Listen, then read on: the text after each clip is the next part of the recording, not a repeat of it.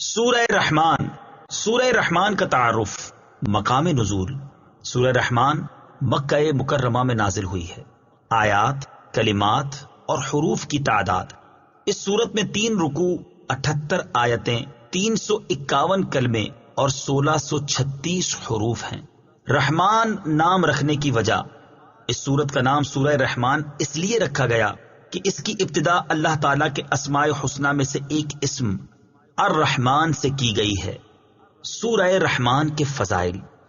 حضرت علی المرتضی کرم اللہ تعالی وجہہ الکریم سے روایت ہے، نبی اکرم صلی اللہ تعالی علیہ وآلہ وسلم نے ارشاد فرمایا، ہر چیز کی ایک زینت ہے اور قرآن کی زینت سورہ رحمان ہے. مفتی احمد یار خان نعیمی رحمت اللہ تعالی علیہ فرماتے ہیں، چند وجہ سے سورہ رحمان کو قرآن کی دلہن زینت فرمایا گیا. اس صورت میں اللہ تعالیٰ کی ذات و صفات کا ذکر ہے اور ذات و صفات پر اعتقاد ایمان کی زینت ہے. اس صورت میں جنت کی حوروں، ان کے حسن و جمال، ان کے زیورات کا ذکر ہے اور یہ چیزیں جنت کی زینت ہیں. اس صورت میں آیت مبارکہ فَبِأَيِّ آلَاءِ رَبِّكُمَا تُكَذِّبَانِ 31 جگہ ارشاد ہوا، اس سے صورت کی زینت زیادہ ہو گئی. حضرت فاطمہ الزہرا رضی اللہ تعالی عنہا سے روایت ہے، رسول کریم صلی اللہ تعالی علیہ وآلہ وسلم نے ارشاد فرمایا، سورہ حدید، سورہ واقعہ اور سورہ رحمان کی تلاوت کرنے والے کو زمین و آسمان کی بادشاہت میں جنت الفردوس کا مکین پکارا جاتا ہے. نمبر 3، اس سورت کی آیات اگرچہ چھوٹی چھوٹی ہیں لیکن ان کی تاثیر بہت مضبوط ہے. مروی ہے کہ حضرت قیس بن عاصم من قری رضی اللہ تعالی عنہ نے اسلام قبول کرنے سے پہلے سید المرسلین صلی اللہ تعالی علیہ وآلہ وسلم سے عرض کی، جو کچھ آپ پر نازل کیا گیا ہے میرے سامنے اس کی تلاوت کیجیے. آپ صلی اللہ تعالی علیہ وآلہ وسلم نے اس کے سامنے سورہ رحمان پڑھی تو اس نے عرض کی، اسے دوبارہ پڑھیے. حتیٰ کہ نبی اکرم صلی اللہ تعالی علیہ وآلہ وسلم نے اس کے کہنے پر 3 مرتبہ سورہ رحمان کو پڑھا. سورہ رحمان سن کر اس نے عرض کی، خدا کی قسم یہ سورت بہت ہی خوبصورت ہے، اس میں بہت حلاوت ہے. اس کا نیچے والا حصہ سرسبز ہے اور اوپر والا حصہ پھلدار ہے، اور یہ کسی انسان کا کلام ہی نہیں، اور میں گواہی دیتا ہوں کہ اللہ تعالیٰ کے سوا اور کوئی معبود نہیں، اور بے شک آپ اللہ تعالیٰ کے رسول ہیں. سورہ رحمان کے مضامین. اس سورت کا مرکزی مضمون یہ ہے کہ اس میں اللہ تعالیٰ کی وحدانیت اور قدرت، نبی اکرم صلی اللہ تعالی علیہ وسلم کی نبوت اور قرآن مجید کے اللہ تعالیٰ کے وحی ہونے پر دلائل بیان کیے گئے ہیں. نیز اس میں یہ مضامین بیان کیے گئے ہیں. نمبر 1، اس سورت کی ابتدا میں اللہ تعالیٰ نے اپنی عظیم نعمتوں جیسے قرآن پاک کو نازل کرنے، تاجدار رسالت صلی اللہ تعالی علیہ وآلہ وسلم کو اس کی تعلیم دینے، آپ صلی اللہ تعالی علیہ وسلم کو دنیا و آخرت کی تمام چیزوں کی تعلیم دینے کا ذکر فرمایا. نمبر 2، اس کے بعد سورج، چاند، زمین پر اگی ہوئی بیلوں، درختوں، آسمانوں، زمینوں، باغات میں پھلوں اور کھیتوں میں فصلوں کا ذکر فرمایا. نمبر 3، حضرت آدم علیہ الصلوۃ والسلام اور ابلیس کی پیدائش، میٹھے اور کھاری سمندروں اور ان سے موتیوں کے نکلنے کو بیان فرمایا گیا. نمبر 4، اس جہاں کے فنا ہونے اور صرف اللہ تعالیٰ کی ذات کے باقی رہنے اور تمام مخلوق کے اللہ تعالیٰ کا محتاج ہونے کا ذکر فرمایا گیا.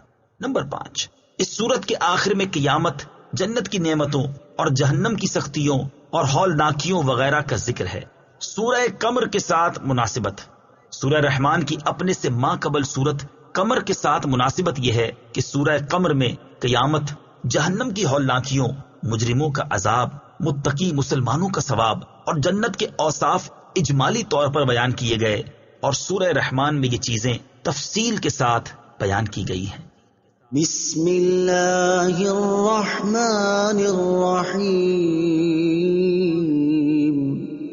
ترجمہ: اللہ کے نام سے شروع جو نہایت مہربان رحمت والا ہے. الرحمن علم القرآن. ترجمہ: رحمان نے قرآن سکھایا. الرحمن، رحمان. تفسیر صراط الجنان میں ہے، اس آیت کی شان نزول کے بارے میں ایک قول یہ ہے کہ جب سورہ فرقان کی آیت نمبر 60 نازل ہوئی جس میں رحمان کو سجدہ کرنے کا حکم دیا گیا تو کفار مکہ نے کہا کہ رحمان کیا ہے، ہم نہیں جانتے. اس پر اللہ تعالیٰ نے سورہ الرحمان نازل فرمائی کہ رحمان جس کا تم انکار کرتے ہو وہی ہے جس نے قرآن نازل فرمایا، اور ایک قول یہ ہے کہ اہل مکہ نے جب کہا کہ محمد مصطفیٰ صلی اللہ تعالی علیہ وآلہ وسلم کو کوئی بشر سکھاتا ہے تو یہ آیت نازل ہوئی، اور اللہ تبارک و تعالی نے فرمایا کہ رحمان نے قرآن اپنے حبیب محمد مصطفیٰ صلی اللہ تعالی علیہ وآلہ وسلم کو سکھایا۔ سورہ رحمان کی آیت نمبر 1 اور 2 سے حاصل ہونے والی معلومات۔ اس معنی کے اعتبار سے ان آیات سے 5 باتیں معلوم ہوئیں۔ نمبر 1، قرآن پاک اللہ تعالیٰ کی بہت بڑی نعمت ہے، اسی لیے سب سے پہلے اس کا ذکر فرمایا۔ نمبر 2، حضور اقدس صلی اللہ تعالی علیہ وآلہ وسلم کے پاس قرآن پاک بظاہر حضرت جبریل علیہ الصلوۃ والسلام کے واسطے سے آیا، لیکن در حقیقت اللہ تعالیٰ نے اپنے حبیب صلی اللہ تعالی علیہ وآلہ وسلم کو قرآن سکھایا۔ نمبر 3، مخلوق میں سے حضور پرنور صلی اللہ تعالی علیہ وآلہ وسلم کا کوئی استاد نہیں، بلکہ آپ کا علم مخلوق کے واسطے کے بغیر اللہ تعالیٰ کی عطا سے ہے۔ نمبر 4، حضور اقدس صلی اللہ تعالی علیہ وآلہ وسلم کو قرآن پاک کے متشابہات کا علم بھی دیا گیا ہے، کیونکہ جب اللہ تعالیٰ نے سارا قرآن اپنے حبیب کو سکھا دیا تو اس میں متشابہات کا علم بھی آ گیا کہ یہ بھی قرآن پاک کا حصہ ہی ہیں۔ نمبر 5، اللہ تعالیٰ نے حضرت آدم علیہ نبینا علیہ الصلوۃ والسلام کو تمام اشیاء کے نام سکھائے، جیسا کہ ارشاد باری تعالیٰ ہے، وعلم آدم الأسماء كلها۔ ترجمہ، اور اللہ تعالیٰ نے آدم کو تمام اشیاء کے نام سکھا دیے۔ حضرت داؤد علیہ نبینا علیہ الصلوۃ والسلام کو زرہ بنانا سکھائی، چنانچہ ارشاد فرمایا، وعلمناه صنعة لبوس لكم۔ ترجمہ، اور ہم نے تمہارے فائدے کے لیے اسے جنگی لباس کی صنعت سکھا دی۔ حضرت سلیمان علیہ نبینا علیہ الصلوۃ والسلام کو پرندوں کی زبان سکھائی، جیسا کہ حضرت سلیمان علیہ الصلوۃ والسلام نے اس کا اظہار کرتے ہوئے فرمایا، یا ایھا الناس علمنا منطق الطیر۔ ترجمہ، اے لوگو، ہمیں پرندوں کی بولی سکھائی گئی ہے۔ حضرت عیسیٰ علیہ الصلوۃ والسلام کو طب، تورات اور انجیل کا علم عطا فرمایا، ارشاد باری تعالیٰ ہے، وَيُعَلِّمُهُ الْكِتَابَ وَالْحِكْمَةَ وَالتَّوْرَاةَ وَالْإِنجِيلَ۔ ترجمہ، اور اللہ اسے کتاب اور حکمت اور توریت اور انجیل سکھائے گا۔ حضرت خضر علیہ الصلوۃ والسلام کو علم لدنی عطا فرمایا، چنانچہ ارشاد فرمایا، وَعَلَّمْنَاهُ مِن لَّدُنَّا عِلْمًا۔ ترجمہ، اور اسے اپنا علم لدنی عطا فرمایا، اور اپنے حبیب صلی اللہ تعالی علیہ وآلہ وسلم کو جو کچھ سکھایا اس کے بارے میں ارشاد فرمایا کہ الرحمن علم القرآن۔ ترجمہ، رحمان نے اپنے محبوب کو قرآن سکھایا۔ ایک اور مقام پر ارشاد فرمایا، وَإِنَّكَ لَتُلَقَّى الْقُرْآنَ مِن لَّدُنْ حَكِيمٍ عَلِيمٍ۔ ترجمہ، اور اے محبوب، بے شک آپ کو حکمت والے، علم والے کی طرف سے قرآن سکھایا جاتا ہے۔ اور ایک جگہ واضح طور پر فرما دیا کہ وَعَلَّمَكَ مَا لَمْ تَكُن تَعْلَمُ۔ ترجمہ، اور آپ کو وہ سب کچھ سکھا دیا جو آپ نہ جانتے تھے۔ اس سے معلوم ہوا کہ سید المرسلین صلی اللہ تعالی علیہ وآلہ وسلم کا علم تمام انبیاء کرام بلکہ تمام مخلوق سے زیادہ ہے۔ خلق الانسان علمہ البیان۔ ترجمہ، انسان کو پیدا کیا، اسے بیان سکھایا۔ خلق الانسان، انسان کو پیدا کیا۔ تفسیر صراط الجنان میں ہے، اس آیت اور اس کے بعد والی آیت میں انسان اور بیان کے مصداق کے بارے میں مفسرین کے مختلف قول ہیں۔ ایک قول یہ ہے کہ یہاں انسان سے مراد دو عالم کے سردار محمد مصطفیٰ صلی اللہ تعالی علیہ وآلہ وسلم ہیں، اور بیان سے ما کان و ما یکون، یعنی جو کچھ ہو چکا اور جو کچھ آئندہ ہوگا کا بیان مراد ہے، کیونکہ نبی کریم صلی اللہ تعالی علیہ وآلہ وسلم اولین و آخرین اور قیامت کے دن کی خبریں دیتے تھے۔ ایک قول یہ ہے کہ یہاں انسان سے مراد حضرت آدم علیہ الصلوۃ والسلام ہیں، اور بیان سے مراد تمام چیزوں کے اسماء اور تمام زبانوں کا بیان مراد ہے۔ اور ایک قول یہ ہے کہ یہاں انسان سے اس کی جنس یعنی حضرت آدم علیہ الصلوۃ والسلام اور ان کی تمام اولاد مراد ہے، اور بیان سے مراد گفتگو کی صلاحیت ہے جس کی وجہ سے انسان دیگر حیوانوں سے ممتاز ہوتا ہے۔ الشمس والقمر بحسبان۔ ترجمہ: سورج اور چاند حساب سے ہیں۔ الشمس والقمر بحسبان، سورج اور چاند حساب سے ہیں۔ تفسیر صراط الجنان میں ہے، اس آیت میں اللہ تعالیٰ نے آسمانی نعمتوں میں دو ایسی نعمتیں بیان فرمائیں جو ظاہری طور پر نظر آتی ہیں، اور وہ نعمتیں سورج اور چاند ہیں۔ ان نعمتوں کی اہمیت کا اندازہ اس بات سے لگایا جا سکتا ہے کہ اگر سورج نہ ہوتا تو اندھیرا کبھی ختم ہی نہ ہوتا، اور اگر چاند نہ ہوتا تو بہت ساری ظاہری نعمتیں ختم ہو کر رہ جاتی۔ اور ان کا سب سے بڑا فائدہ یہ ہے کہ سورج اور چاند معین اندازے کے ساتھ اپنے اپنے بروج اور منازل میں حرکت کرتے ہیں، کیونکہ اگر سورج حرکت کرنے کی بجائے ایک ہی جگہ کھڑا رہے تو اس سے کوئی بھی فائدہ نہیں اٹھا سکتا، اور اگر اس کی گردش لوگوں کو معلوم نہ ہو تو وہ معاملات ٹھیک طرح سے سر انجام نہیں دے سکتے۔ اور ان کا ایک فائدہ یہ ہے کہ اوقات کے حساب، سالوں اور مہینوں کا شمار انہی کی رفتار سے ہوتا ہے۔ والنجم والشجر يسجدان۔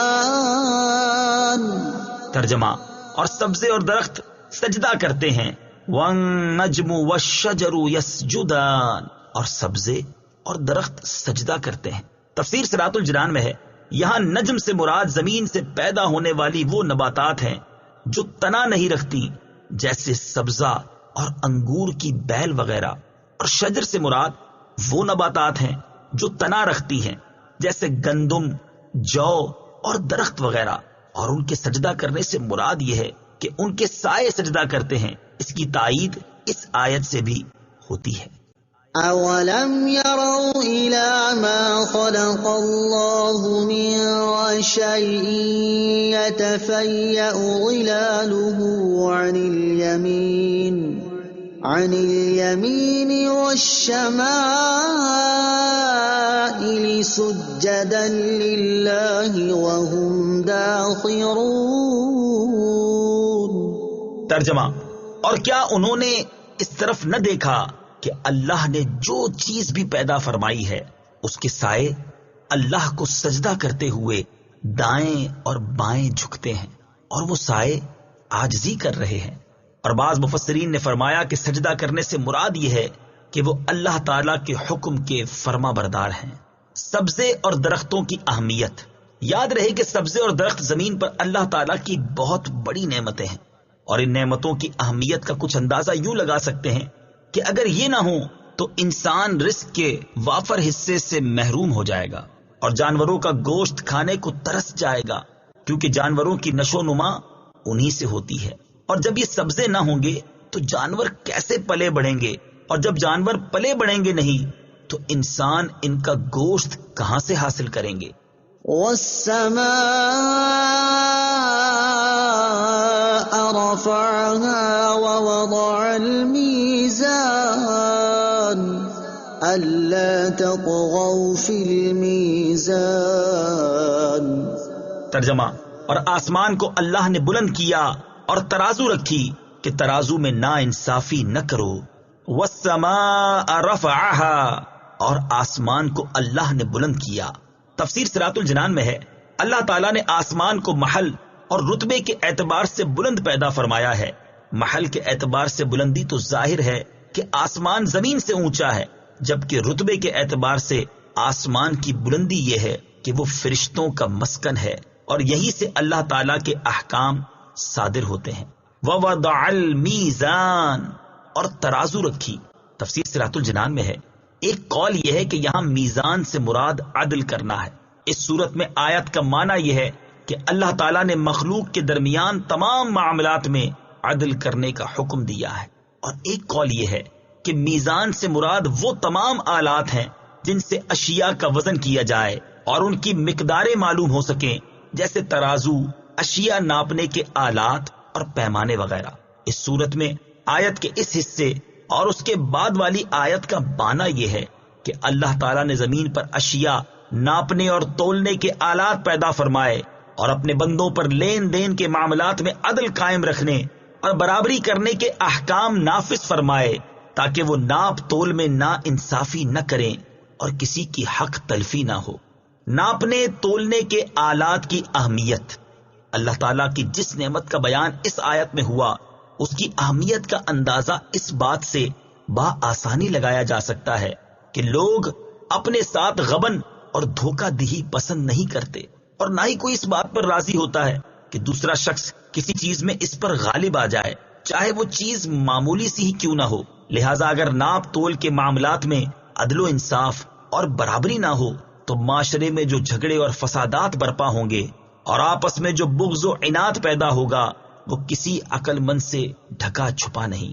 حضرت قتادہ رضی اللہ تعالی عنہ اسی آیت کی تفسیر میں فرماتے ہیں، اے انسان، تو دوسروں کے ساتھ اسی طرح انصاف کر جس طرح تجھے پسند ہے کہ تیرے ساتھ انصاف کیا جائے، اور تو دوسروں کو اسی طرح پورا پورا ناپ تول کر دے جیسے تجھے پورا پورا ناپ تول کر لینا پسند ہے، کیونکہ عدل و انصاف ہی سے لوگوں کے حالات درست رہ سکتے ہیں۔ وَأَقِيمُوا الْوَزْنَ بِالْقِسْطِ وَلَا تُخْسِرُوا الْمِيزَانَ۔ ترجمہ، اور انصاف کے ساتھ تول قائم کرو اور وزن نہ گھٹاؤ۔ وَأَقِيمُوا الْوَزْنَ بِالْقِسْطِ، اور انصاف کے ساتھ تول قائم کرو۔ تفسیر صراط الجنان میں ہے، یعنی جب تم لوگوں کے لیے کوئی چیز ناپو یا تولو تو انصاف کے ساتھ ناپ تول کرو اور اس چیز کا وزن کم نہ کرو۔ ناپ تول میں انصاف کرنے کا حکم دیا گیا۔ ناپ تول میں انصاف کرنے کا حکم دیتے ہوئے ایک اور مقام پر اللہ تعالیٰ ارشاد فرماتا ہے، وَأَوْفُوا الْكَيْلَ إِذَا كِلْتُمْ وَزِنُوا بِالْقِسْطَاسِ الْمُسْتَقِيمِ ذَلِكَ خَيْرٌ وَأَحْسَنُ تَأْوِيلًا۔ ترجمہ، اور جب ماپ کرو تو پورا ماپ کرو اور بالکل صحیح ترازو سے وزن کرو، یہ بہتر ہے اور انجام کے اعتبار سے اچھا ہے۔ اور ارشاد فرماتا ہے، أَوْفُوا الْكَيْلَ وَلَا تَكُونُوا مِنَ الْمُخْسِرِينَ وَزِنُوا بِالْقِسْطَاسِ الْمُسْتَقِيمِ وَلَا تَبْخَسُوا النَّاسَ أَشْيَاءَهُمْ وَلَا تَعْثَوْا فِي الْأَرْضِ مُفْسِدِينَ۔ ترجمہ، اے لوگو، ناپ پورا کرو اور ناپ تول کو گھٹانے والوں میں سے نہ ہو جاؤ، اور بالکل درست ترازو سے تولو، اور لوگوں کو ان کی چیزیں کم کر کے نہ دو، اور زمین میں فساد پھیلاتے نہ پھرو۔ اور کم ناپنے تولنے والوں کے بارے میں ارشاد فرماتا ہے، وَيْلٌ لِّلْمُطَفِّفِينَ الَّذِينَ إِذَا اكْتَالُوا عَلَى النَّاسِ يَسْتَوْفُونَ وَإِذَا كَالُوهُمْ أَو وَّزَنُوهُمْ يُخْسِرُونَ أَلَا يَظُنُّ أُولَئِكَ أَنَّهُم مَّبْعُوثُونَ لِيَوْمٍ عَظِيمٍ يَوْمَ يَقُومُ النَّاسُ لِرَبِّ الْعَالَمِينَ۔ ترجمہ، کم تولنے والوں کے لیے خرابی ہے وہ لوگ کہ جب دوسرے لوگوں سے ناپ لیں تو پورا وصول کریں، اور جب انہیں ناپ یا تول کر دیں تو کم کر دیں۔ کیا یہ لوگ یقین نہیں رکھتے کہ انہیں اٹھایا جائے گا ایک عظمت والے دن کے لیے جس دن سب لوگ رب العالمین کے حضور کھڑے ہوں گے؟ حضرت عبداللہ ابن عمر رضی اللہ تعالیٰ عنہما فرماتے ہیں، رسول کریم صلی اللہ تعالی علیہ وآلہ وسلم نے ہماری طرف توجہ فرمائی اور ارشاد فرمایا، اے مہاجرین، جب تم 5 باتوں میں مبتلا کر دیے جاؤ، اور میں خدا سے پناہ مانگتا ہوں کہ تم ان باتوں کو پاؤ۔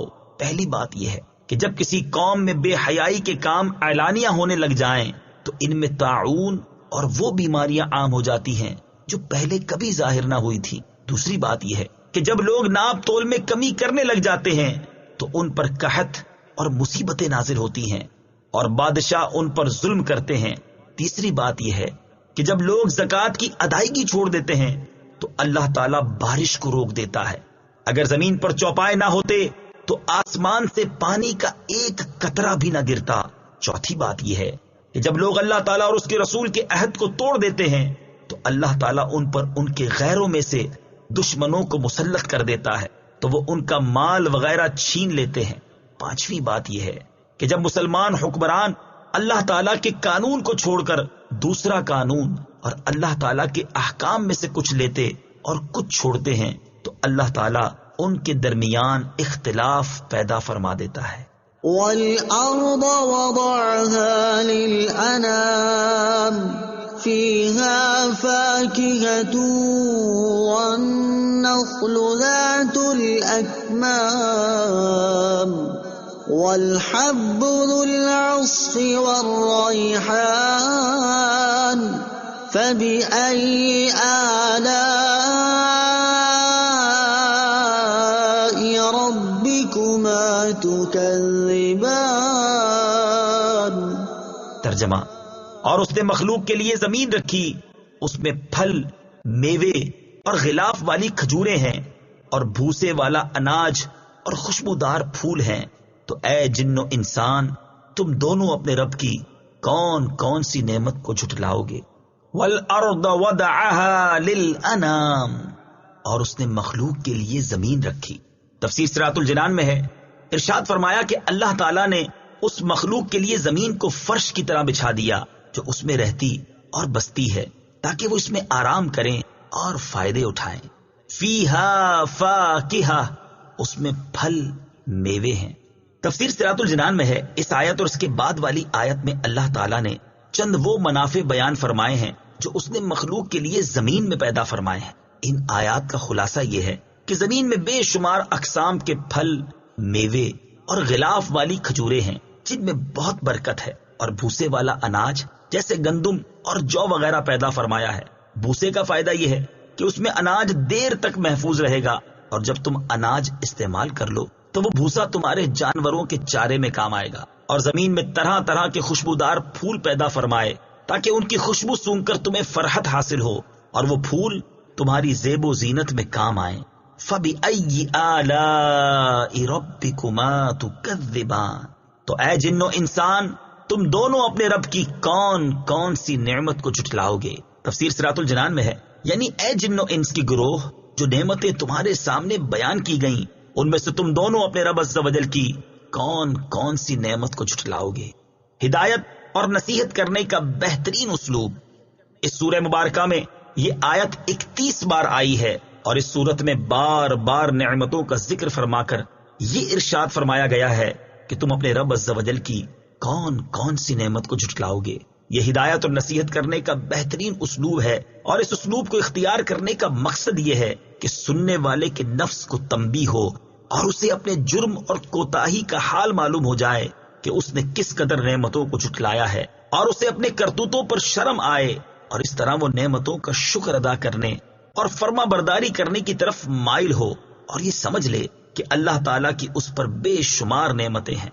حضرت جابر رضی اللہ تعالی عنہ فرماتے ہیں، نبی کریم صلی اللہ تعالی علیہ وآلہ وسلم اپنے صحابہ کرام علیہ رضوان کے پاس تشریف لائے اور ان کے سامنے سورہ رحمان شروع سے لے کر آخر تک پڑھی۔ صحابہ کرام علیہ رضوان یہ سورت سن کر خاموش رہے تو آپ صلی اللہ تعالی علیہ وآلہ وسلم نے ارشاد فرمایا، میں نے یہ سورت جنات کو سنائی تو انہوں نے تم سے اچھا جواب دیا۔ جب میں یہ آیت فَبِأَيِّ آلَاءِ رَبِّكُمَا تُكَذِّبَانِ پڑھتا تو وہ کہتے، اے ہمارے رب عز و جل، ہم تیری کسی نعمت کو بھی نہیں جھٹلاتے، اور تمام تعریفیں تیرے ہی لیے ہیں۔ خلق الانسان من صلصال كالفخار۔ ترجمہ: اس نے انسان کو ٹھیکری کی طرح بجنے والی سوکھی مٹی سے پیدا کیا۔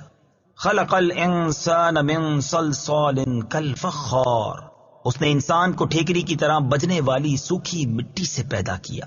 تفسیر صراط الجنان میں ہے، یہاں انسان سے مراد حضرت آدم علیہ نبینا علیہ الصلوۃ والسلام ہیں، اور اس آیت میں اللہ تعالیٰ نے آپ علیہ الصلوۃ والسلام کی پیدائش کی کیفیت کا ایک انداز بیان فرمایا ہے۔ قرآن پاک میں دیگر مقامات پر آپ علیہ الصلوۃ والسلام کی پیدائش کی کیفیت کے اور انداز بھی بیان فرمائے گئے ہیں۔ چنانچہ ایک مقام پر ارشاد فرمایا، هو الذي خلقكم من تراب، ترجمہ وہی ہے جس نے تمہیں مٹی سے بنایا۔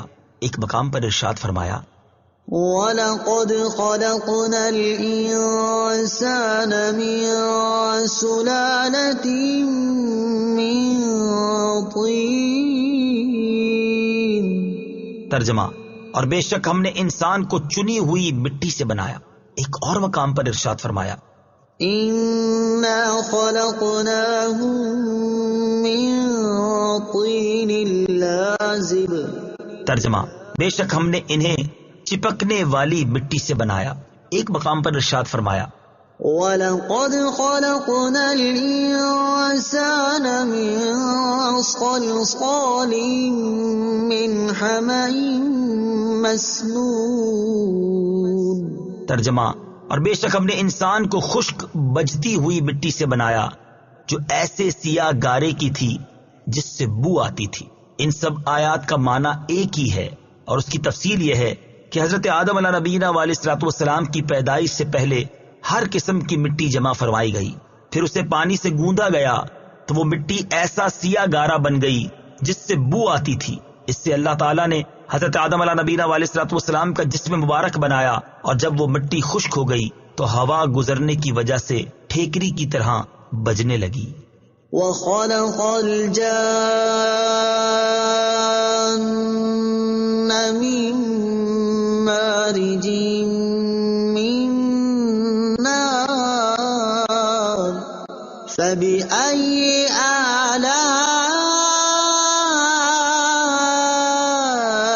رَبِّكُمَا تُكَذِّبَانِ، ترجمہ اور اس نے جن کو بغیر دھوئیں والی آگ کے خالص شعلے سے پیدا کیا، تو اے جن و انسان تم دونوں اپنے رب کی کون کون سی نعمت کو جھٹلاؤ گے۔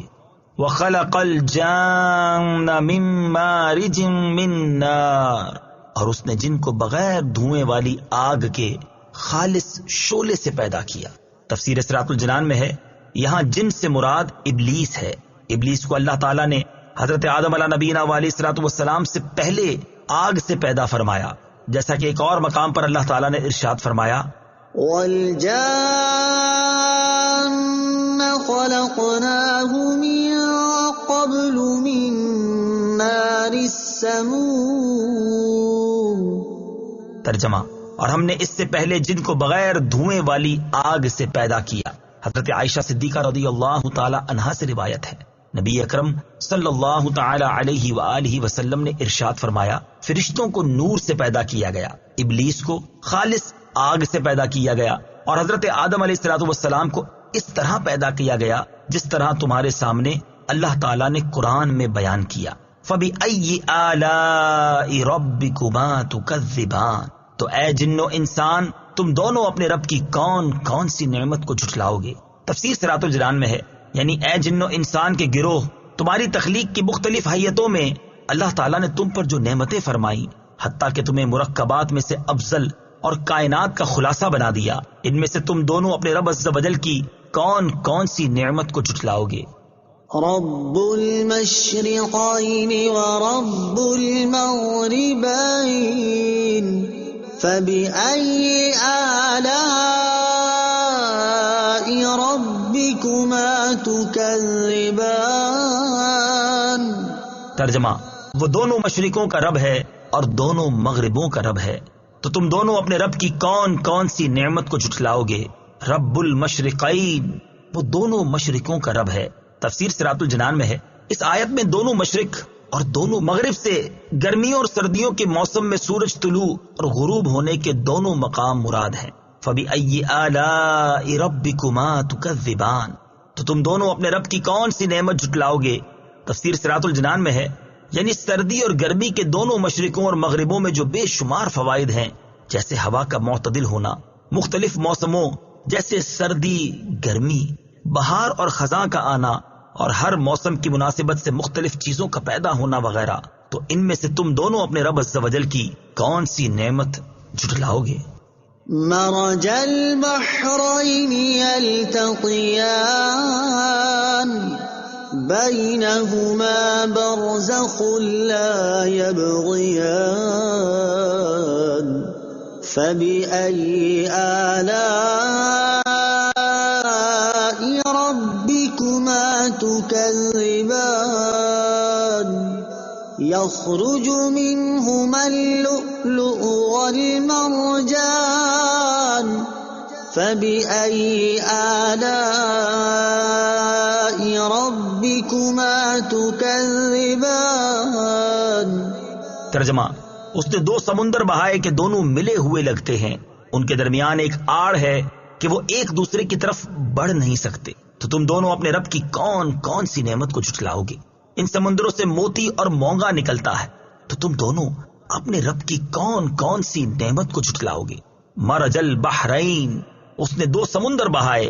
تفسیر صراط الجنان میں ہے، اس آیت اور اس کے بعد والی آیت کا خلاصہ یہ ہے کہ اللہ تعالیٰ نے میٹھے اور خاری دو ایسے سمندر بہائے کہ دیکھنے میں ان کی سطح آپس میں ملی ہوئی لگتی ہے، کیونکہ ان کے درمیان فاصلہ کرنے کے لیے ظاہری طور پر کوئی چیز حائل نہیں، لیکن اللہ تعالیٰ کی قدرت سے ان کے درمیان ایک آڑ ہے جس کی وجہ سے وہ ایک دوسرے کی طرف بڑھ نہیں سکتے، بلکہ ہر ایک اپنی حد پر رہتا ہے اور دونوں میں سے کسی کا ذائقہ بھی تبدیل نہیں ہوتا۔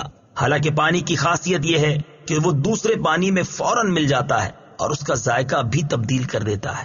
میٹھے اور خاری سمندروں کا ذکر، ان سمندروں کا ذکر کرتے ہوئے ایک اور مقام پر اللہ تعالیٰ نے ارشاد فرمایا، وَهُوَ الَّذِي مَرَجَ الْبَحْرَيْنِ هَذَا عَذْبٌ فُرَاتٌ وَهَذَا مِلْحٌ أُجَاجٌ وَجَعَلَ بَيْنَهُمَا بَرْزَخًا وَحِجْرًا مَحْجُورًا۔ ترجمہ: اور وہی ہے جس نے دو سمندروں کو ملا دیا، ان میں یہ ایک میٹھا نہایت شیریں ہے اور یہ ایک کھاری نہایت تلخ ہے، اور ان کے بیچ میں اس نے ایک پردہ اور روکی ہوئی آڑ بنا دی، اور ارشاد فرمایا، وَمَا يَسْتَوِي الْبَحْرَانِ هَذَا عَذْبٌ فُرَاتٌ سَائِغٌ شَرَابُهُ وَهَذَا مِلْحٌ أُجَاجٌ وَمِن كُلٍّ تَأْكُلُونَ لَحْمًا طَرِيًّا وَتَسْتَخْرِجُونَ حِلْيَةً وَتَلْبَسُونَهَا وَتَرَى الْفُلْكَ فِيهِ مَوَاخِرَ لِتَبْتَغُوا مِن فَضْلِهِ وَلَعَلَّكُمْ تَشْكُرُونَ۔ ترجمہ: اور دونوں سمندر برابر نہیں، ان میں سے ایک یہ میٹھا خوب میٹھا ہے، اس کا پانی خوشگوار ہے، اور یہ دوسرا نمکین بہت کڑوا ہے، اور ان دونوں سمندروں میں سے ہر ایک سے تم مچھلی کا تازہ گوشت کھاتے ہو، اور وہ زیور یعنی قیمتی موتی نکالتے ہو جسے تم پہنتے ہو، اور تو کشتیوں کو اس میں پانی کو چیرتے ہوئے دیکھے گا تاکہ تم اس کا فضل تلاش کرو اور تاکہ تم شکر ادا کرو۔ فَبِأَيِّ آلَاءِ رَبِّكُمَا تُكَذِّبَانِ، تو تم دونوں اپنے رب کی کون کون سی نعمت کو جھٹلاؤ گے؟ تفسیر صراط الجنان میں ہے، یعنی اے جن و انسان کے گروہ، اللہ تعالیٰ نے میٹھے اور کھاری دو سمندر بہا کر اور ان میں تمہارے پہننے کا زیور رکھ کر تم پر جو انعام کیا، تم ان نعمتوں میں سے اپنے رب عز و جل کی کون کون سی نعمت کو جھٹلاؤ گے؟ فَبِأَيِّ آلَاءِ رَبِّكُمَا تُكَذِّبَانِ، تو تم دونوں اپنے رب کی کون کون سی نعمت کو جھٹلاؤ گے؟ تفسیر صراط الجنان میں ہے، یعنی اے جن و انسان کے گروہ، اللہ تعالیٰ نے تمہارے لیے ان سمندروں میں منافع پیدا فرما کر تم پر جو انعام کیا، تم ان نعمتوں میں سے اپنے رب عز و جل کی کون کون سی نعمت کو جھٹلاؤ گے؟ وَلَهُ الْجَوَارِ الْمُنشَآتُ فِي الْبَحْرِ كَالْأَعْلَامِ فَبِأَيِّ آلَاءِ رَبِّكُمَا تُكَذِّبَانِ۔ ترجمہ: اور دریا میں پہاڑوں جیسی اٹھی ہوئی کشتیاں اسی کی ہیں، تو تم دونوں اپنے رب کی کون کون سی نعمت کو جھٹلاؤ گے؟ وَلَهُ الْجَوَارِ الْمُنشَآتُ فِي الْبَحْرِ كَالْأَعْلَامِ، اور دریا میں پہاڑوں جیسی اٹھی ہوئی کشتیاں اسی کی ہیں۔ تفسیر صراط الجنان میں ہے یعنی جن چیزوں سے وہ کشتیاں بنائی گئیں وہ بھی اللہ تعالیٰ نے پیدا کی، اور ان کو ترکیب دینے اور کشتی بنانے اور کاریگری کرنے کی عقل بھی اللہ تعالیٰ نے پیدا کی، اور دریاؤں میں ان کشتیوں کا چلنا اور تیرنا یہ سب اللہ تعالیٰ کی قدرت سے ہے۔ فَبِأَيِّ آلَاءِ رَبِّكُمَا تُكَذِّبَانِ، تو تم دونوں اپنے رب کی کون کون سی نعمت کو جھٹلاؤ گے۔ تفسیر صراط الجنان میں ہے یعنی اے جن اور انسان کے گروہ، اللہ تعالیٰ نے تمہارے فائدے کے لیے سمندر میں پہاڑوں کی مانند بڑی بڑی کشتیاں جاری فرما کر تم پر جو انعام فرمایا، تم ان نعمتوں میں سے اپنے رب عز و جل کی کون کون سی نعمت کو جھٹلاؤ گے؟ كل من عليها فان ويبقى وجه ربك ذو الجلال والإكرام فبأي آلاء ربكما تكذبان۔ ترجمہ: زمین پر جتنی مخلوق ہے سب فنا ہونے والی ہے، اور تمہارے رب کی عظمت اور بزرگی والی ذات باقی رہے گی، تو تم دونوں اپنے رب کی کون کون سی نعمت کو جھٹلاؤ گے؟ کل من علیہا فان، زمین پر جتنی مخلوق ہے سب فنا ہونے والی ہے۔ تفسیر صراط الجنان میں ہے یعنی زمین پر جتنے جاندار ہیں سب ہلاک ہونے والے ہیں، کیونکہ دنیا میں انسان اور دیگر جانداروں کا وجود عارضی ہے، لہذا وہ باقی نہیں رہے گا، اور جو چیز باقی نہ رہے وہ فانی ہوتی ہے۔ ہر جاندار کو ایک دن دنیا سے رخصت ضرور ہونا ہے۔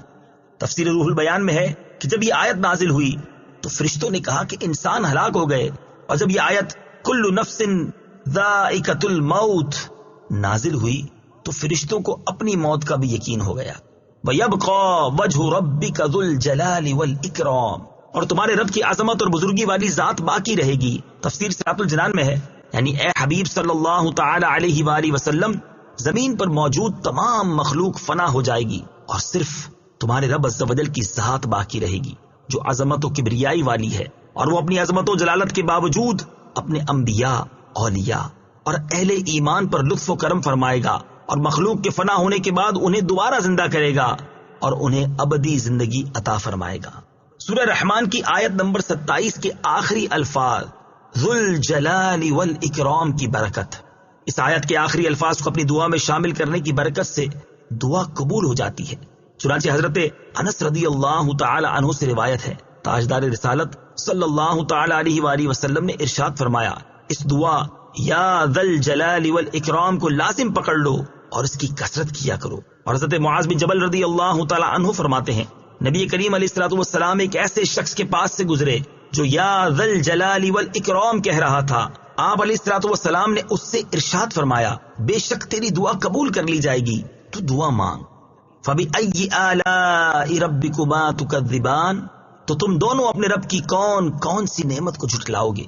تفسیر صراط الجنان میں ہے یعنی جو نعمتیں سب کے فنا ہونے پر مرتب ہیں، جیسے دوبارہ زندہ ہونا، دائمی زندگی ملنا اور ہمیشہ باقی رہنے والی نعمتیں عطا ہونا وغیرہ، تم دونوں ان میں سے اپنے رب عز و جل کی کون کون سی نعمت کو جھٹلاؤ گے؟ فنا ہونا بھی ایک اعتبار سے نعمت ہے۔ حضرت عبداللہ بن احمد نصفی رحمۃ اللہ تعالی فرماتے ہیں، فنا ہونا اس اعتبار سے نعمت ہے کہ ایمان والے موت کے بعد ابدی اور سرمدی نعمتوں کو پائیں گے، جیسا کہ حضرت ابو قتادہ بن ربعی انصاری رضی اللہ تعالیٰ عنہ فرماتے ہیں کہ رسول کریم صلی اللہ تعالی علیہ وآلہ وسلم کے پاس سے ایک جنازہ گزرا تو آپ نے فرمایا مستریح و مستراح منہ۔ صحابہ کرام نے عرض کی، یا رسول اللہ صلی اللہ تعالی علیہ وسلم، مستریح اور مستراح من سے کیا مراد ہے؟ ارشاد فرمایا، مومن بندہ جب مرتا ہے تو وہ مصیبتوں سے نجات پا کر اللہ تعالیٰ کی آغوش رحمت میں جانا چاہتا ہے، اور بدکار آدمی جب مرتا ہے تو اس کے مر جانے سے اللہ تعالیٰ کے بندے شہر، درخت اور جانور بھی راحت پانا چاہتے ہیں۔ اور حضرت یحییٰ بن معاذ رازی رحمت اللہ تعالی علیہ فرماتے ہیں، موت کو خوش آمدید ہو، کیونکہ یہ وہ چیز ہے جو حبیب کو حبیب کے قریب کر دیتی ہے۔ يسأله من في السماوات والأرض كل يوم هو في شأن فبأي آلاء ربكما تكذبان۔ ترجمہ: آسمانوں اور زمین میں جتنے ہیں سب اسی کے سوالی ہیں، وہ ہر دن کسی کام میں ہے، تو تم دونوں اپنے رب کی کون کون سی نعمت کو جھٹلاؤ گے؟ یسألہ من فی السماوات والارض، آسمانوں اور زمین میں جتنے ہیں سب اسی کے سوالی ہیں۔ تفسیر صراط الجنان میں ہے، یعنی آسمانوں میں رہنے والے فرشتے ہوں یا زمین پر بسنے والے جن، انسان یا اور کوئی مخلوق، الغرض کوئی بھی اللہ تعالیٰ سے بے نیاز نہیں، بلکہ سب کے سب اس کے فضل کے محتاج ہیں، اور زبان حال اور کال سے اسی کی بارگاہ کے سوالی ہیں۔ اس میں اللہ تعالیٰ کی قدرت کے کمال کی طرف اشارہ ہے کہ ہر مخلوق چاہے وہ کتنی ہی بڑی کیوں نہ ہو، وہ اپنی ضروریات کو از خود پورا کرنے سے عاجز ہے اور اللہ تعالیٰ کی محتاج ہے۔ کل یوم ہوا فی شان، وہ ہر دن کسی کام میں ہے۔ تفسیر صراط الجنان میں ہے، اس آیت کے شان نزول کے بارے میں کہا گیا ہے کہ یہ آیت ان یہودیوں کے رد میں نازل ہوئی جو کہتے تھے کہ اللہ تعالیٰ ہفتے کے دن کوئی کام نہیں کرتا، چنانچہ اس آیت میں ان کے قول کا باطل ہونا ظاہر فرمایا گیا۔ اس آیت کا معنی یہ ہے کہ اللہ تعالیٰ ہر وقت اپنی قدرت کے آثار ظاہر فرماتا ہے، کسی کو روزی دیتا ہے، کسی کو مارتا ہے اور کسی کو زندہ کرتا ہے، کسی کو عزت دیتا ہے اور کسی کو ذلت میں مبتلا کر دیتا ہے، کسی کو مالدار کرتا ہے اور کسی کو محتاج، کسی کے گناہ بخشتا ہے اور کسی کی تکلیف دور کرتا ہے۔ یہاں اسی سے متعلق دو احادیث اور ایک حکایت ملاحظہ ہو۔ نمبر 1، حضرت ابو درداء رضی اللہ تعالیٰ عنہ سے روایت ہے، تاجدار رسالت صلی اللہ تعالیٰ علیہ وآلہ وسلم نے اس آیت کل یوم ہوا فی شان کے بارے میں ارشاد فرمایا کہ اللہ تعالیٰ کی شان یہ ہے کہ وہ گناہ بخشتا ہے، مصائب و آلام دور کرتا ہے، کسی قوم کو بلندی عطا فرماتا ہے اور کسی قوم کو پستی سے دوچار کر دیتا ہے۔ نمبر 2، حضرت عبید بن عمیر رضی اللہ تعالیٰ عنہ سے اس آیت کل یوم ہوا فی شان کے بارے میں مروی ہے، اللہ تعالیٰ کی شان یہ ہے کہ وہ پریشان حال کی پریشانی دور کرتا ہے، دعا کرنے والے کی دعا قبول فرماتا ہے، مریض کو شفا دیتا ہے اور مانگنے والے کو عطا کرتا ہے۔ منقول ہے کہ ایک بادشاہ نے اپنے وزیر سے اس آیت کے معنی دریافت کیے تو اس نے 1 دن کی مہلت چاہی اور انتہائی پریشان و غمزدہ ہو کر اپنے مکان پر چلا آیا۔ اس کے ایک حبشی غلام نے وزیر کو پریشان دیکھ کر کہا، اے میرے آقا، آپ کو کیا مصیبت پیش آئی ہے؟ بیان تو کیجیے۔ جب وزیر نے ساری بات اس کے سامنے بیان کر دی تو غلام نے کہا، میں اس کے معنی بادشاہ کو سمجھا دوں گا۔ وزیر نے اس حبشی غلام کو بادشاہ کے سامنے پیش کیا تو غلام نے کہا، اے بادشاہ، اللہ تعالیٰ کی شان یہ ہے کہ وہ رات کو دن میں داخل کرتا ہے اور دن کو رات میں، مردے سے زندہ نکالتا ہے اور زندے سے مردہ، بیمار کو تندرستی دیتا ہے اور تندرست کو بیمار کرتا ہے، مصیبت زدہ کو رہائی دیتا ہے اور بے غموں کو مصیبت میں مبتلا کرتا ہے، عزت والوں کو ذلیل کرتا ہے اور ذلیلوں کو عزت دیتا ہے، مالداروں کو محتاج کرتا ہے اور محتاجوں کو مالدار بناتا ہے۔ بادشاہ کو غلام کا جواب بہت پسند آیا اور اس نے وزیر کو حکم دیا کہ اس غلام کو وزارت کی خلعت پہنا دے۔ غلام نے وزیر سے کہا، اے آقا، یہ بھی اللہ تعالیٰ کی ایک شان ہے۔ نوٹ: اس مقام پر ایک بات ذہن نشین رکھیں کہ اللہ تعالیٰ کے لیے مصروف اور مشغول کا لفظ استعمال نہیں کر سکتے کیونکہ اللہ تعالیٰ ان اوصاف سے پاک ہے۔ فَبِأَيِّ آلَاءِ رَبِّكُمَا تُكَذِّبَانِ، تو تم دونوں اپنے رب کی کون کون سی نعمت کو جھٹلاؤ گے؟ تفسیر صراط الجنان میں ہے، یعنی اے جن و انسان کے گروہ، اللہ تعالیٰ کے جو احسانات بیان ہوئے ان کا مشاہدہ کرنے کے باوجود تم دونوں اپنے رب عز و جل کی کون کون سی نعمت کو جھٹلاؤ گے؟ سنفرغ لكم أيها الثقلان فبأي آلاء ربكما تكذبان۔ ترجمہ: اے جن اور انسانوں کے گروہ، ابھی ہم تمہارے حساب کا قصد فرمائیں گے تو تم دونوں اپنے رب کی کون کون سی نعمت کو جھٹلاؤ گے؟ ایھا الثقلان، اے جن اور انسانوں کے گروہ۔ تفسیر صراط الجنان میں ہے، اس آیت میں اللہ تعالیٰ نے جنوں اور انسانوں کو خوف دلاتے ہوئے ارشاد فرمایا کہ اے جن اور انسانوں کے گروہ، ان قریب ہم تم سے حساب لینے اور تمہیں تمہارے اعمال کی جزا دینے کا قصد فرمائیں گے۔ جنات اور انسانوں کو ثقلان فرمانے کی وجوہات۔ مفسرین نے جنوں اور انسانوں کو ثقلان فرمائے جانے کی مختلف وجوہات بیان کی ہیں، ان میں 3 وجوہات درج ذیل ہیں۔ نمبر 1، زمین پر موجود دیگر مخلوق کے مقابلے میں صرف جنوں اور انسانوں کو شرعی احکام کا مکلف بنایا گیا، ان کی اس عظمت کی وجہ سے انہیں ثقلان فرمایا گیا۔ نمبر 2، زندگی اور موت دونوں صورتوں میں زمین پر ان کا وزن ہے، اس لیے انہیں ثقلان فرمایا گیا۔ نمبر 3، انہیں ثقلان اس لیے فرمایا گیا کہ یہ گناہوں کی وجہ سے بھاری ہیں۔ تمام انسانوں کے لیے نصیحت، اس آیت میں تمام انسانوں کے لیے نصیحت ہے کہ دنیا میں وہ جیسے چاہے زندگی گزاریں، لیکن مرنے کے بعد انہیں بہرحال اللہ تعالیٰ کی بارگاہ میں اپنے کیے ہوئے اعمال کا حساب دینا ہوگا، اور پھر جس طرح کے عمل کیے ہوں گے اسی طرح کی جزا اللہ تعالیٰ کی طرف سے ملے گی۔ نوٹ، اس مقام پر ایک بات ذہن نشین رکھیں کہ اللہ تعالیٰ کے لیے فارغ کا لفظ استعمال نہیں کر سکتے، کیونکہ اللہ تعالیٰ مصروفیت اور فراغت کے وصف سے پاک ہے۔ اس لیے یہاں آیت میں سنفرغ سے اس کا حقیقی معنی فراغت مراد نہیں، بلکہ اس کا مجازی معنی قصد کرنا مراد ہے۔ فَبِأَيِّ آلَاءِ رَبِّكُمَا تُكَذِّبَانِ، تو تم دونوں اپنے رب کی کون کون سی نعمت کو جھٹلاؤ گے؟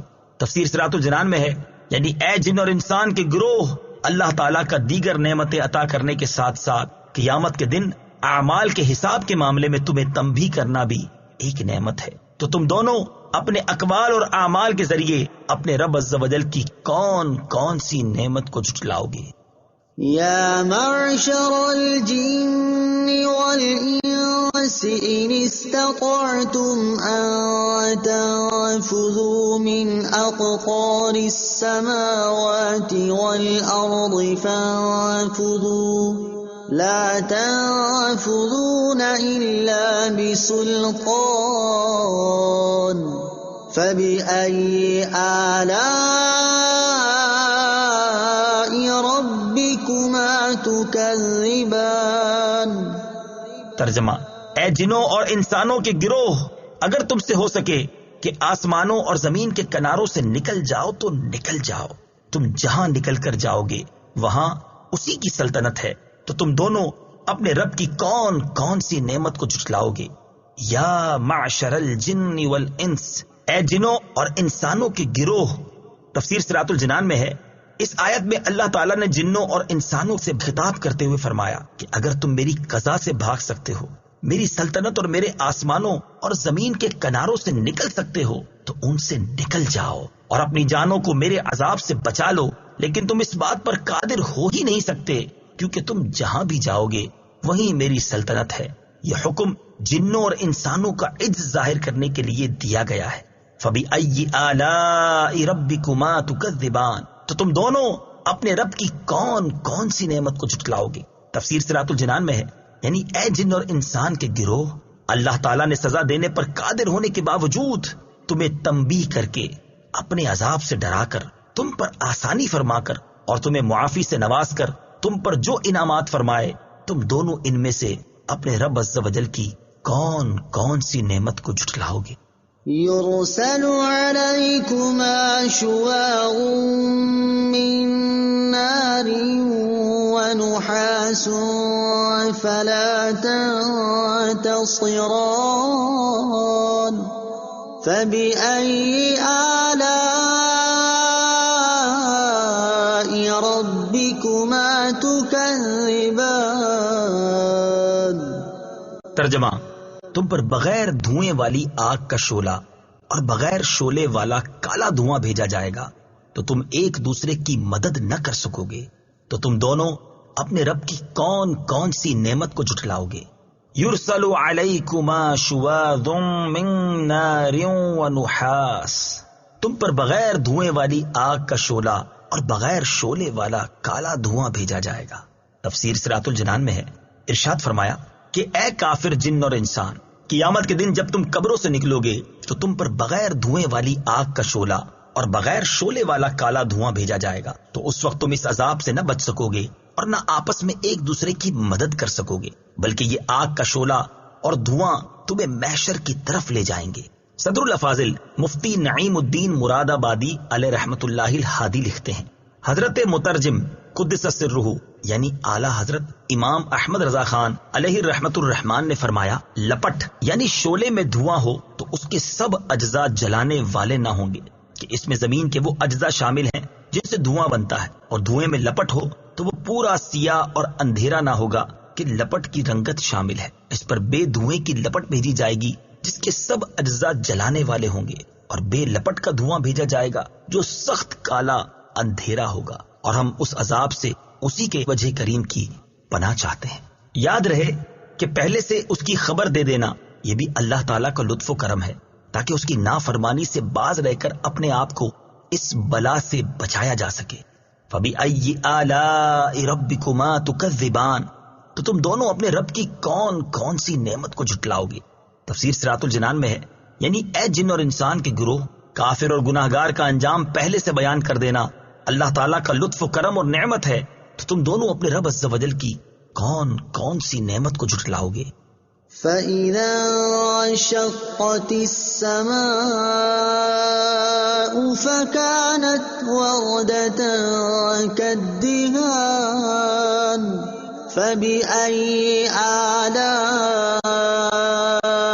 رَبِّكُمَا تُكَذِّبَانِ۔ ترجمہ، پھر جب آسمان پھٹ جائے گا تو گلاب کے پھول جیسا سرخ ہو جائے گا، جیسے سرخ چمڑا، تو تم دونوں اپنے رب کی کون کون سی نعمت کو جھٹلاؤ گے؟ فَإِذَا انشَقَّتِ السَّمَاءُ، پھر جب آسمان پھٹ جائے گا۔ تفسیر صراط الجنان میں ہے، ارشاد فرمایا کہ پھر جب قیامت کے دن آسمان اس طرح پھٹ جائے گا کہ جگہ جگہ سے چیرا ہوا ہوگا، اور اس کا رنگ گلاب کے پھول کی طرح اور ایسا سرخ ہوگا جیسے بکرے کی رنگی ہوئی کھال ہوتی ہے، تو یہ ایسا ہولناک منظر ہوگا جسے بول کر بیان نہیں کیا جا سکتا۔ قیامت کے ہولناک مناظر کے بارے میں پڑھ کر رونا امام جلال الدین سیوطی شافعی رحمت اللہ تعالی علیہ اپنی مشہور تفسیر در منصور میں نقل کرتے ہیں۔ ایک مرتبہ نبی کریم صلی اللہ تعالی علیہ وسلم ایک نوجوان کے پاس سے گزرے۔ وہ نوجوان یہ آیت فَإِذَا انشَقَّتِ السَّمَاءُ فَكَانَتْ وَرْدَةً كَالدِّهَانِ پڑھ رہا تھا، آپ وہیں رک گئے اور دیکھا کہ اس نوجوان پر کپ کپی طاری ہو گئی ہے اور آنسوؤں نے اس کا گلا بند کر دیا ہے۔ وہ روتا رہا اور یہی کہتا رہا، اس دن میری خرابی ہوگی جس دن آسمان پھٹ جائے گا۔ سید المرسلین صلی اللہ تعالی علیہ وآلہ وسلم نے اس نوجوان سے فرمایا، اس ذات کی قسم جس کے قبضہ قدرت میں میری جان ہے، تیرے رونے کی وجہ سے فرشتے بھی روئے ہیں۔ اس سے معلوم ہوا کہ قرآن مجید میں جہاں کہیں قیامت کے ہولناک مناظر بیان کیے گئے ہیں، ان کی تلاوت کرتے وقت خوف زدہ ہونا ہمارے بزرگان دین کا طریقہ ہے۔ لہٰذا ہمیں بھی چاہیے کہ ایسے مقامات کی تلاوت کرتے وقت دل میں خوف پیدا کرنے اور آنسو بہانے کی کوشش کرنی اور اللہ تعالیٰ سے یہ دعا مانگنی چاہیے کہ وہ ہمیں قیامت کی ہولناکیوں اور شدتوں میں امن و سکون نصیب فرمائے، آمین۔ فَبِأَيِّ آلَاءِ رَبِّكُمَا تُكَذِّبَانِ، تو تم دونوں اپنے رب کی کون کون سی نعمت کو جھٹلاؤ گے؟ تفسیر صراط الجنان میں ہے، یعنی جب قیامت کے دن آسمان اللہ تعالیٰ کی ہیبت سے پھٹ جائیں گے اور اللہ تعالیٰ مخلوق کے حساب کا حکم دے گا، تو اس وقت وہی تمہیں قیامت کے دن کی ہولناکیوں سے نجات دے گا۔ تو اے جن و انسان، تم دونوں اس نعمت کا انکار کس طرح کر سکتے ہو؟ فَيَوْمَئِذٍ لَا يُسْأَلُ عَنْ ذَنبِهِ إِنسٌ وَلَا جَانٌّ فَبِأَيِّ آلَاءِ رَبِّكُمَا تُكَذِّبَانِ۔ ترجمہ، تو اس دن کسی آدمی اور جن سے اس کے گناہ کے متعلق نہیں پوچھا جائے گا، تو تم دونوں اپنے رب کی کون کون سی نعمت کو جھٹلاؤ گے؟ فَيَوْمَئِذٍ، تو اس دن۔ تفسیر صراط الجنان میں ہے، اس آیت کی ایک تفسیر یہ ہے کہ جب لوگ قبروں سے اٹھائے جائیں گے اور آسمان پھٹے گا تو اس دن فرشتے مجرموں سے دریافت نہیں کریں گے، بلکہ ان کی صورتیں دیکھ کر ہی انہیں پہچان لیں گے اور ان سے سوال دوسرے وقت میں ہوگا جبکہ لوگ حساب کے مقام میں جمع ہوں گے۔ دوسری تفسیر یہ ہے کہ جس دن آسمان پھٹے گا تو اس دن قبروں سے نکلتے ہی فوراً کسی آدمی اور جن سے اس کے گناہ کے بارے میں نہیں پوچھا جائے گا، بلکہ جب وہ حساب کی جگہ میں اکٹھے ہوں گے تو اس وقت ان سے پوچھا جائے گا، فَبِأَيِّ آلَاءِ رَبِّكُمَا تُكَذِّبَانِ، تو تم دونوں اپنے رب کی کون کون سی نعمت کو جھٹلاؤ گے؟ تفسیر صراط الجنان میں ہے، یعنی اے جن اور انسان کے گروہ، تمہیں ان چیزوں کی خبر دینا جن سے ڈر کر تم گناہوں سے باز آ جاؤ اور دنیا میں ہی اللہ تعالیٰ کی اطاعت کر لو، یہ بھی اللہ تعالیٰ کی ایک نعمت ہے۔ تو تم دونوں اپنے رب عز و جل کی کون کون سی نعمت کو جھٹلاؤ گے؟ يعرف المجرمون بسيماهم فيؤخذ بالنواصي والأقدام فبأي آلاء ربكما تكذبان۔ ترجمہ، مجرم اپنے چہروں سے پہچانے جائیں گے تو انہیں پیشانی اور پاؤں سے پکڑا جائے گا، تو تم دونوں اپنے رب کی کون کون سی نعمت کو جھٹلاؤ گے؟ یعرف المجرمون بسیماہم، مجرم اپنے چہروں سے پہچانے جائیں گے۔ تفسیر صراط الجنان میں ہے، ارشاد فرمایا کہ قیامت کے دن مجرم اپنے چہروں سے اس طرح پہچانے جائیں گے کہ ان کے منہ کالے اور آنکھیں نیلی ہوں گی، تو حساب کے بعد جہنم کے خازن انہیں پکڑیں گے اور ان کے ہاتھ گردن سے باندھ دیں گے اور ان کے پاؤں پیٹھ کے پیچھے سے لا کر پیشانیوں سے ملا دیں گے، پھر انہیں چہروں کے بل گھسیٹ کر جہنم میں ڈال دیں گے۔ اور یہ بھی کہا گیا کہ بعض مجرم پیشانیوں سے گھسیٹے جائیں گے اور بعض پاؤں سے گھسیٹ کر جہنم میں ڈالے جائیں گے۔ فَبِأَيِّ آلَاءِ رَبِّكُمَا تُكَذِّبَانِ، تو تم دونوں اپنے رب کی کون کون سی نعمت کو جھٹلاؤ گے؟ تفسیر صراط الجنان میں ہے، یعنی اے جن اور انسان کے گروہ، فرشتوں کا تم میں سے مجرموں اور اطاعت گزاروں کو ان کی علامات سے پہچان لینا، اور صرف مجرموں کو ذلت اور توہین سے دوچار کرنا اور اطاعت گزاروں کو محفوظ رکھنا اللہ تعالیٰ کی نعمت ہے، تو تم دونوں اپنے رب عز و جل کی کون کون سی نعمت کو جھٹلاؤ گے؟ هذه جهنم التي يكذب بها المجرمون يطوفون بينها وبين حميم آن فبأي آلاء ربكما تكذبان۔ ترجمہ، یہ وہ جہنم ہے جسے مجرم جھٹلاتے تھے، جہنمی جہنم اور انتہائی کھولتے ہوئے پانی میں چکر لگائیں گے، تو تم دونوں اپنے رب کی کون کون سی نعمت کو جھٹلاؤ گے؟ ہذہ جہنم، یہ وہ جہنم ہے۔ تفسیر صراط الجنان میں ہے، اس آیت کی ایک تفسیر یہ ہے کہ وہ جہنم جسے مجرم جھٹلاتے تھے وہ ان سے دور نہیں بلکہ ان کے قریب ہے۔ دوسری تفسیر یہ ہے کہ جب کفار جہنم کے قریب ہوں گے تو اس وقت جہنم کے خازن ان سے کہیں گے کہ یہ وہ جہنم ہے جسے تم دنیا میں جھٹلاتے تھے۔ یطوفون، جہنمی چکر لگائیں گے۔ تفسیر صراط الجنان میں ہے، اس آیت میں جہنمیوں کا حال بیان کرتے ہوئے اللہ تعالیٰ نے ارشاد فرمایا کہ جہنمی جہنم اور اس کے انتہائی کھولتے ہوئے پانی میں چکر لگائیں گے۔ اس کی ایک صورت یہ ہوگی کہ جب وہ جہنم کی آگ سے جل بھن کر فریاد کریں گے تو انہیں اس جگہ لے جایا جائے گا جہاں کھولتے ہوئے پانی کا چشمہ ہے، وہاں انہیں جلتا اور کھولتا ہوا پانی پلایا جائے گا، اور جب اس عذاب پر فریاد کریں گے تو انہیں اس جگہ لے جایا جائے گا جہاں آگ کا عذاب ہے۔ دوسری صورت یہ ہوگی کہ جہنمیوں پر بھوک کا عذاب مسلط کیا جائے گا، جب وہ کھانے کے لیے چیخیں گے تو انہیں تھوہڑ کھلایا جائے گا اور وہ ان کے حلق میں چبھ جائے گا، تب پانی کے لیے شور مچائیں گے تو پھر انہیں وہاں لے جایا جائے گا جہاں کھولتے پانی کا چشمہ ہے۔ جب وہ پانی اپنے چہرے کے قریب کریں گے تو ان کے چہرے کا گوشت گل کر اس میں گر پڑے گا، پھر اسے پیئیں گے تو وہ ان کے پیٹوں میں جوش مارے گا اور ان میں موجود ہر چیز نکال دے گا، پھر ان پر بھوک مسلط کی جائے گی اور وہ اسی طرح جہنم کے ایک طبقے سے دوسرے طبقے میں چکر لگائیں گے۔ فَبِأَيِّ آلَاءِ رَبِّكُمَا تُكَذِّبَانِ، تو تم دونوں اپنے رب کی کون کون سی نعمت کو جھٹلاؤ گے؟ تفسیر صراط الجنان میں ہے، یعنی اے جن اور انسان کے گروہ، اللہ تعالیٰ کا اپنی نافرمانی کے سنجام سے دنیا میں ہی آگاہ فرما دینا بھی اس کی نعمت ہے، تو تم دونوں اپنے رب عز و جل کی کون کون سی نعمت کو جھٹلاؤ گے؟ وَلِمَنْ خَافَ مَقَامَ رَبِّهِ جَنَّتَانِ فَبِأَيِّ آلَاءِ رَبِّكُمَا تُكَذِّبَانِ۔ ترجمہ، اور جو اپنے رب کے حضور کھڑے ہونے سے ڈرے اس کے لیے دو جنتیں ہیں، تو تم دونوں اپنے رب کی کون کون سی نعمت کو جھٹلاؤ گے؟ وَلِمَنْ خَافَ مَقَامَ رَبِّهِ، اور جو اپنے رب کے حضور کھڑے ہونے سے ڈرے۔ تفسیر صراط الجنان میں ہے، یہاں سے اللہ تعالیٰ نے وہ نعمتیں بیان فرمائی ہیں جو اس نے اپنی بارگاہ میں کھڑے ہونے سے ڈرنے والے متقی اور مومن بندوں کے لیے تیار فرمائی ہیں۔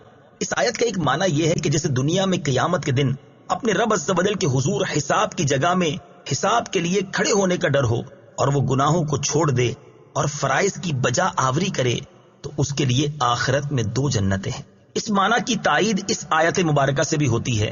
ارشاد باری تعالیٰ ہے وَأَمَّا مَنْ خَافَ مَقَامَ رَبِّهِ وَنَهَى النَّفْسَ عَنِ الْهَوَىٰ فَإِنَّ الْجَنَّةَ هِيَ الْمَأْوَىٰ۔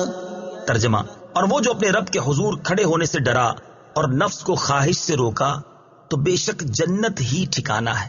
دوسرا معنی یہ ہے کہ جو اس بات سے ڈرے کہ اس کے تمام اعمال اللہ تعالیٰ جانتا ہے اور وہ اس کے اعمال کی نگرانی رکھتا ہے، اور اس خوف کی وجہ سے وہ بندہ گناہ چھوڑ دے تو اس کے لیے آخرت میں 2 جنتیں ہیں۔ اس معنی کی تائید اس آیت سے بھی ہوتی ہے۔ أَفَمَنْ هُوَ قَائِمٌ عَلَى كُلِّ نَفْسٍ بِمَا كَسَبَتْ۔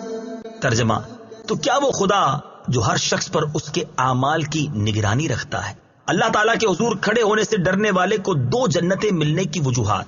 2 جنتوں سے مراد جنت عدن اور جنت نعیم ہے، اور 2 جنتیں ملنے کی وجوہات مفسرین نے مختلف بیان فرمائی ہیں۔ نمبر 1، ایک جنت اللہ تعالیٰ سے ڈرنے کا صلہ ہے، اور ایک نفسانی خواہشات ترک کرنے کا صلہ ہے۔ نمبر 2، ایک جنت اس کے درست عقیدہ رکھنے کا صلہ ہے، اور ایک جنت اس کے نیک اعمال کا صلہ ہے۔ نمبر 3، ایک جنت اس کی فرما برداری کرنے کا صلہ ہے، اور ایک جنت گناہ چھوڑ دینے کا صلہ ہے۔ نمبر 4، ایک جنت ثواب کے طور پر ملے گی، اور ایک جنت اللہ تعالیٰ کے فضل کے طور پر ملے گی۔ ایک جنت اس کی رہائش کے لیے ہوگی، اور دوسری جنت اس کی بیویوں کی رہائش کے لیے ہوگی۔ اللہ تعالیٰ کا خوف بڑی اعلیٰ نعمت ہے۔ اس آیت سے معلوم ہوا کہ اللہ تعالیٰ کا خوف بڑی اعلیٰ نعمت ہے۔ اللہ تعالیٰ سب مسلمانوں کو اپنا خوف نصیب کرے۔ امیر المومنین حضرت عمر فاروق رضی اللہ تعالی عنہ کے زمانہ مبارکہ میں ایک نوجوان بہت متقی اور پرہیزگار و عبادت گزار تھا، حتیٰ کہ حضرت عمر رضی اللہ تعالیٰ عنہ بھی اس کی عبادت پر تعجب کیا کرتے تھے۔ وہ نوجوان نماز عشاء مسجد میں ادا کرنے کے بعد اپنے بوڑھے باپ کی خدمت کرنے کے لیے جایا کرتا تھا۔ راستے میں ایک خوبرو عورت اسے اپنی طرف بلاتی اور چھیڑتی تھی، لیکن یہ نوجوان اس پر توجہ دیے بغیر نگاہیں جھکائے گزر جایا کرتا تھا۔ آخر کار ایک دن وہ نوجوان شیطان کے ورغ لانے اور اس عورت کی دعوت پر برائی کے ارادے سے اس کی جانب بڑھا، لیکن جب دروازے پر پہنچا تو اسے اللہ تعالیٰ کا یہی فرمان عالی شان یاد آ گیا۔ إِنَّ الَّذِينَ اتَّقَوْا إِذَا مَسَّهُمْ طَائِفٌ مِّنَ الشَّيْطَانِ تَذَكَّرُوا فَإِذَا هُم مُّبْصِرُونَ۔ ترجمہ، بے شک جب شیطان کی طرف سے پرہیزگاروں کو کوئی خیال آتا ہے تو وہ فوراً حکم خدا یاد کرتے ہیں، پھر اسی وقت ان کی آنکھیں کھل جاتی ہیں۔ اس آیت پاک کی یاد آتے ہی اس کے دل پر اللہ تعالیٰ کا خوف اس قدر غالب ہوا کہ وہ بے ہوش ہو کر زمین پر گر گیا۔ جب یہ بہت دیر تک گھر نہ پہنچا تو اس کا بوڑھا باپ اسے تلاش کرتا ہوا وہاں پہنچا اور لوگوں کی مدد سے اسے اٹھوا کر گھر لے آیا۔ ہوش آنے پر باپ نے تمام واقعہ دریافت کیا۔ نوجوان نے پورا واقعہ بیان کر کے جب اس آیت پاک کا ذکر کیا تو ایک مرتبہ پھر اس پر اللہ تعالیٰ کا شدید خوف غالب ہوا۔ اس نے ایک زوردار چیخ ماری اور اس کا دم نکل گیا۔ راتوں رات ہی اس کے غسل و کفن و دفن کا انتظام کر دیا گیا۔ صبح جب یہ واقعہ حضرت عمر رضی اللہ تعالیٰ عنہ کی خدمت میں پیش کیا گیا تو آپ اس کے باپ کے پاس تعزیت کے لیے تشریف لے گئے اور اس سے فرمایا کہ آپ نے ہمیں اطلاع کیوں نہیں دی تاکہ ہم بھی جنازے میں شریک ہو جاتے۔ اس نے عرض کی، امیر المومنین، اس کا انتقال رات میں ہوا تھا اور آپ کے آرام کا خیال کرتے ہوئے بتانا مناسب معلوم نہ ہوا۔ آپ نے فرمایا مجھے اس کی قبر پر لے چلو۔ وہاں پہنچ کر آپ نے یہ آیت مبارکہ پڑھی، وَلِمَنْ خَافَ مَقَامَ رَبِّهِ جَنَّتَانِ۔ ترجمہ، اور جو اپنے رب کے حضور کھڑے ہونے سے ڈرے اس کے لیے 2 جنتیں ہیں۔ تو قبر میں سے اس نوجوان نے جواب دیتے ہوئے کہا، یا امیر المومنین، بے شک میرے رب نے مجھے 2 جنتیں عطا فرمائی ہیں۔ فَبِأَيِّ آلَاءِ رَبِّكُمَا تُكَذِّبَانِ۔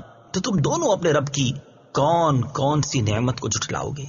یعنی اے جن اور انسان کے گروہ، جب اللہ تعالیٰ نے تمہارے اعمال کے ثواب کے لیے جنت بنائی ہے تو تم دونوں اپنے رب عز و جل کی کون کون سی نعمت کو جھٹلاؤ گے؟ ذواتا افنان فبأي آلاء ربكما تكذبان. ترجمہ: شاخوں والی ہیں تو تم دونوں اپنے رب کی کون کون سی نعمت کو جھٹلاؤ گے. ذواتا افنان، بہت سی شاخوں والی ہیں. تفسیر صراط الجنان میں ہے، یہاں سے ان دو جنتوں کے اوصاف بیان کیے جا رہے ہیں. چنانچہ ارشاد فرمایا کہ ان جنتوں کا ایک وصف یہ ہے کہ وہ دونوں جنتیں پھلوں سے لدی ہوئی شاخوں والی ہیں اور ہر شاخ میں قسم قسم کے میوے ہیں. فَبِأَيِّ آلَاءِ رَبِّكُمَا تُكَذِّبَانِ، تو تم دونوں اپنے رب کی کون کون سی نعمت کو جھٹلاؤ گے. تفسیر صراط الجنان میں ہے، یعنی اے جن اور انسان کے گروہ، اطاعت گزاروں کو ایسا ثواب دے کر اللہ تعالیٰ نے جو تم پر انعام فرمایا تو ان میں سے تم دونوں اپنے رب عز و جل کی کون کون سی نعمت کو جھٹلاؤ گے. فیہما عینان تجریان فبأي آلاء ربكما تكذبان. ترجمہ: ان میں دو چشمے بہ رہے ہیں تو تم دونوں اپنے رب کی کون کون سی نعمت کو جھٹلاؤ گے. فیہما عینان تجریان، ان میں دو چشمے بہ رہے ہیں. تفسیر صراط الجنان میں ہے، یہاں ان جنتوں کا ایک اور وصف بیان ہوا کہ ان میں سے ہر ایک جنت میں صاف اور میٹھے پانی کے دو چشمے بہ رہے ہیں. ان میں سے ایک کا نام تسنیم اور دوسرے کا نام سلسبیل ہے. بعض مفسرین نے فرمایا کہ ایک چشمہ خراب نہ ہونے والے پانی کا ہے اور ایک چشمہ ایسی شراب کا ہے جو پینے والوں کے لیے لذت بخش ہے. فَبِأَيِّ آلَاءِ رَبِّكُمَا تُكَذِّبَانِ، تو تم دونوں اپنے رب کی کون کون سی نعمت کو جھٹلاؤ گے. تفسیر صراط الجنان میں ہے، یعنی اے جن اور انسان کے گروہ، اللہ تعالیٰ نے تمہیں یہ چشمے عطا کر کے تمہاری نعمت میں اضافہ فرمایا تو تم اس کی قدرت اور نعمت کا انکار کیسے کر سکتے ہو، اور تم دونوں اپنے رب عز و جل کی کون کون سی نعمت کو جھٹلاؤ گے. فیہما من کل فاکہۃ زوجان فبأي آلاء ربكما تكذبان. ترجمہ: ان دونوں باغوں میں ہر پھل کی دو دو قسمیں ہیں تو تم دونوں اپنے رب کی کون کون سی نعمت کو جھٹلاؤ گے. فیہما من کل فاکہۃ زوجان، ان دونوں باغوں میں ہر پھل کی دو دو قسمیں ہیں. تفسیر صراط الجنان میں ہے، دو قسموں سے مراد یہ ہے کہ بعض وہ پھل ہیں جو دنیا میں دیکھے گئے اور بعض وہ عجیب و غریب پھل ہیں جو اس سے پہلے کبھی نہ دیکھے گئے. یا اس سے مراد یہ ہے کہ بعض پھل خشک ہیں اور بعض تر، یا یہ مراد ہے کہ بعض پھل خالص میٹھے ہیں اور بعض ترشی کی طرف مائل ہیں. فَبِأَيِّ آلَاءِ رَبِّكُمَا تُكَذِّبَانِ، تو تم دونوں اپنے رب کی کون کون سی نعمت کو جھٹلاؤ گے. یعنی اے جن اور انسان کے گروہ، تم ان لذیذ نعمتوں میں سے اپنے رب عز و جل کی کون کون سی نعمت کو جھٹلاؤ گے. متکئین علی فرش بطائنها من استبرق وجنى الجنتين دان فبأي آلاء ربكما تكذبان. ترجمہ: اور جنتی ایسے بچھونوں پر تکیہ لگائے ہوئے ہوں گے جن کے اندرونی حصے موٹے ریشم کے ہیں اور دونوں جنتوں کے پھل جھکے ہوئے ہوں گے تو تم دونوں اپنے رب کی کون کون سی نعمت کو جھٹلاؤ گے. متکئین علی فرش، بچھونوں پر تکیہ لگائے ہوئے ہوں گے. تفسیر صراط الجنان میں ہے، یعنی جنتی لوگ بادشاہوں کی طرح آرام اور راحت سے ایسے بچھونوں پر ٹیک لگا کر بیٹھے ہوئے ہوں گے جن کے اندرونی حصے موٹے ریشم کے ہوں گے. حضرت عبداللہ ابن مسعود اور حضرت ابو ہریرہ رضی اللہ تعالی عنہما فرماتے ہیں، جب اس بچھونے کے اندرونی حصے کا یہ حال ہے تو ظاہری حصے کا کیا حال ہوگا. اور حضرت عبداللہ ابن عباس رضی اللہ تعالی عنہما فرماتے ہیں، اللہ تعالیٰ نے ان بچھونوں کے اندرونی حصے کا حال تو بیان کر دیا لیکن ظاہری حصے کا بیان نہیں کیا، کیونکہ زمین میں کوئی ایسی چیز ہے ہی نہیں جس سے ان کے ظاہری حصوں کا حال پہچانا جا سکے. وَجَنَى الْجَنَّتَيْنِ دَانٍ، اور دونوں جنتوں کا پھل جھکا ہوا ہے، یعنی ان دونوں جنتوں کا پھل اتنا قریب ہوگا کہ کھڑا بیٹھا اور لیٹا ہر شخص اسے چن لے گا، جبکہ دنیا کے پھلوں میں یہ خاصیت نہیں ہے۔ حضرت عبداللہ ابن عباس رضی اللہ تعالی عنہما فرماتے ہیں کہ درخت اتنا قریب ہوگا کہ اللہ تعالیٰ کے پیارے بندے کھڑے یا بیٹھے جیسے چاہیں گے اس کا پھل چن لیں گے۔ فَبِأَيِّ آلَاءِ رَبِّكُمَا تُكَذِّبَانِ، تو تم دونوں اپنے رب کی کون کون سی نعمت کو جھٹلاؤ گے؟ تفسیر صراط الجنان میں ہے، یعنی اے جن اور انسان کے گروہ، ان لذیذ اور باقی رہنے والی نعمتوں میں سے تم دونوں اپنے رب عز و جل کی کون کون سی نعمت کو جھٹلاؤ گے؟ فيهن قاصرات الطرف لم يطمثهن إنس قبلهم ولا جان فبأي آلاء ربكما تكذبان۔ ترجمہ: ان جنتوں میں وہ عورتیں ہیں کہ شوہر کے سوا کسی کو آنکھ اٹھا کر نہیں دیکھتی، جنہیں ان کے شوہروں سے پہلے نہ کسی آدمی نے چھوا اور نہ کسی جن نے، تو تم دونوں اپنے رب کی کون کون سی نعمت کو جھٹلاؤ گے؟ فیہن قاصرات الطرف، ان جنتوں میں وہ عورتیں ہیں کہ شوہر کے سوا کسی کو آنکھ اٹھا کر نہیں دیکھتی۔